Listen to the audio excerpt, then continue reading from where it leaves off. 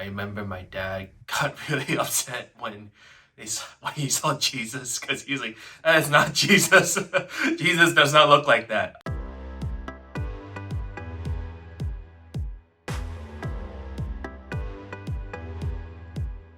Do any like films specifically come to mind when you think about Christian film?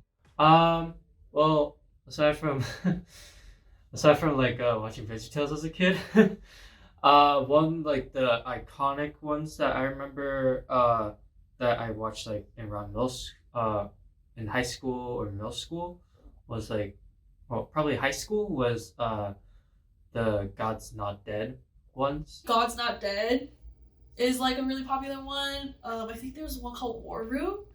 Obviously VeggieTales, Christian content. History Channel did a series called The Bible. Reenactments of biblical events, or like series like The Chosen. I think of things like that.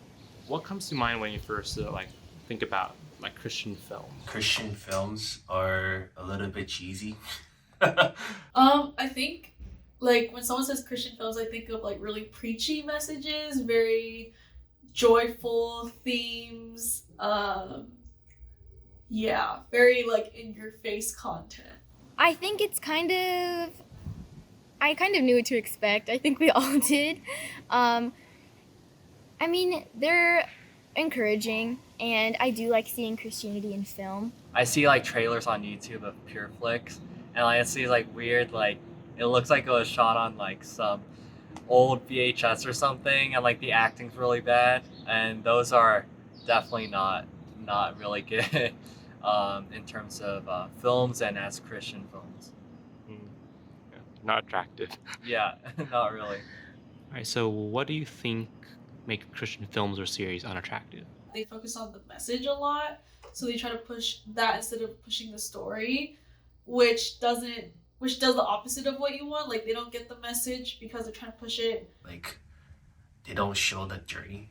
They just go like, oh, like look at this guy. Like he went from this to this, and yay, he's a Christian. And it's like, okay, like, but how was his journey? And I think there's a lack of like the raw process. When you're saying, if you trust in God, then all your problems will go away, and like you live like happily ever after with like this like, perfect family and everything, then the audience can't really relate to that because your audience is not a perfect family, and you're not in a perfect scenario, which is why you need God. But in these Christian films, you have these like perfect families and these perfect scenarios, and all they have to do is be, truthful to God, and there's like not really any other way that like there's not really any other variation of Christian films. I feel like it's literally just the same like setup every time. What do you think are some of the things that people should keep in mind when like making Christian films? I mean, I think the most important part is the audience. Something I didn't really realize before is that sometimes the audience isn't just the non-believers that happen to be watching the film. A lot of the time, it's truly impacting the believers or any person that already has background and context in mind. I think those are the people that it actually affects the most, and it's just something that I've realized I just didn't know so many believers sometimes needed that reminder of. As long as you like, tell the story right and like get the theme across, then you're good. Then you're good. But like if you don't really do that and like you still have like the best equipment and everything, then like it's like then you kind of bore your audience and everything. So like there's really no point. The Bible talks about the darkness of sin, and it emphasizes it, and it talks about how important it is to address the seriousness of sin. But Christian films just kind of gloss over everything.